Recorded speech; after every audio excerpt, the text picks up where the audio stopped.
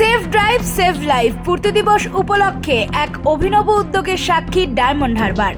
রাজ্য সরকারের এই প্রকল্প বারবার করা নাড়ে সাধারণ মানুষকে, কিন্তু মানুষ সেই দিনের শেষে অসচেতন।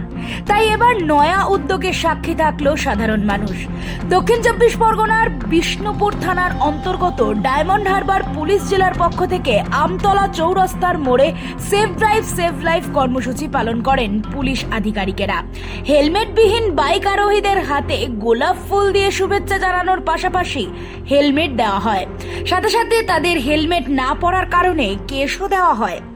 ভালো হলো যে লোকেরা হেলমেটটা তার সেফটির জন্য, এমনি দিচ্ছে না, নিজের ভয়ও না, নিজের জীবনের জন্য। তাহলে আপনি হেলমেট পরেননি কেন? হেলমেট বাড়িতে কাজে এসেছিলাম ওরা করে। সচেতন করার জন্য এমনই অভিনব উদ্যোগ নিলেন ডায়মন্ড হারবার জেলা পুলিশের পক্ষ থেকে।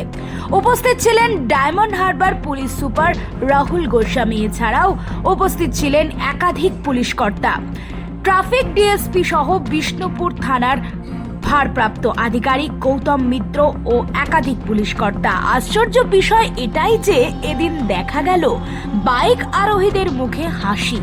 কেস খেয়েও হেলমেট পেয়ে খুশিতে ধন্যবাদ দিলেন পুলিশ কর্তাদের। এবং সাধারণ পুলিশ প্রশাসনের তরফ থেকে পরের থেকে হেলমেট আনবেন।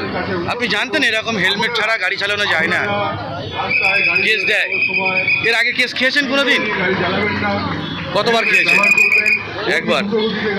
আগের বারে যখন কেস খেয়েছিলেন তখন কি হেলমেট দিয়েছিল? আজকের অভিনব একটা সচেতনমূলক কাজ হচ্ছে যে আপনাকে কেস দেওয়া হলো, সাথে সাথে আপনাকে হেলমেটও দিল। কি বলবেন এই বিষয়ে? এদিন ডায়মন্ড হারবার পুলিশ জেলার পুলিশ সুপার জানান, পথ চলতি সাধারণ মানুষকে সচেতন করতে তারা একাধিক কর্মসূচি নিয়ে থাকেন। আজ এক অভিনব উদ্যোগ নিতে বাধ্য হলেন তারা। একাধিকবার তারা গোলাপ ফুল, হেলমেট বিতরণ করেও সচেতন করতে পারেননি সাধারণ মানুষকে। তাই এই অভিনব উদ্যোগটির ফলে সাধারণ মানুষ সচেতন হবেন বলেই আশাবাদী পুলিশ সুপার রাহুল গোস্বামী।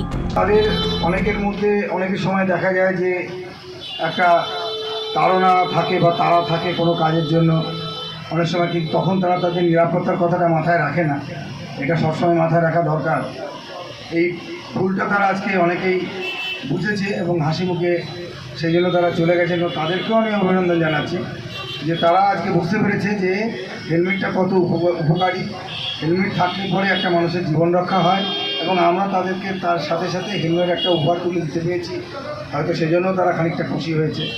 বিষ্ণুপুর থেকে গোপাল মণ্ডলের রিপোর্ট, দ্য ভয়েস নাও।